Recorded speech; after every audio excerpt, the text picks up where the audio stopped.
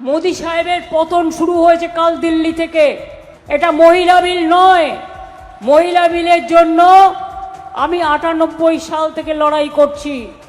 গদি মিডিয়াকে দিয়ে মিথ্যে কথা বলেছে। এই বিলের মধ্যে নিয়ে এসেছিল দেশকে ভাগ করার কথা, বাংলাকে ভাগ করা সহ সব রাজ্যকে ভাগ করার কথা। ৫৪১টা কেন্দ্রে উনি জিততে পারবেন না, তাই ৮৫০টা কেন্দ্র করার জন্য এটা ছিল পেছনের গেম, মেঘের পেছনে মেঘের আড়াল। তাই কালকে আমি ইলেকশন থাকা সত্ত্বেও আমার ২১ জন এমপিকে পাঠিয়েছিলাম, তার কারণ ওটা আমাদের কাছে ইম্পর্টেন্ট ছিল। দেশ ভাগ করতে আমরা দেব না, এবং বঙ্গ ভাগ করতে আমরা দেব না, রাজ্য ভাগ করতে আমরা দেব না। মোদী সরকার কাল হেরে গেছে, মহিলা দেখাচ্ছেন আমায়।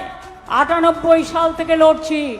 ৫০% রিজার্ভেশন আমরা পঞ্চায়েতে দিয়েছি মহিলাদের, ৫০% দিয়েছি মিউনিসিপ্যালিটিতে, আর আমাদের লোকসভায় ইলেকটেড মেম্বার 37%, আর রাজ্যসভায় যেটা দল মনোনয়ন দিয়ে নির্বাচিত করে 46%। মোদিজি, আপনাদের কান মোলা খাওয়া উচিত। আপনারা মেয়েদের সমর্থন করেন না, মেয়েদের দেন না। মহিলা বিল আলাদা করে অনেক দিন ধরে পড়ে আছে, আলাদা করে করবেন। মহিলা বিলের সাথে ডিলিমিটেশন বিল কেন?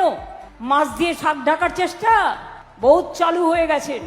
অত্যাচার করতে করতে, উদ্ধত করতে করতে সীমানার শেষ প্রান্তে এসে দাঁড়িয়েছেন।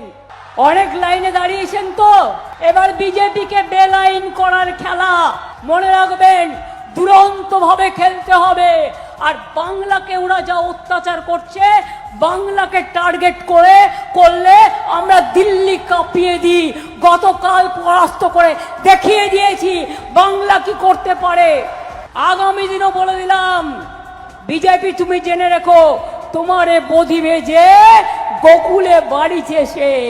এত উদ্ধত্ত ভালো না, এত অহংকার ভালো না।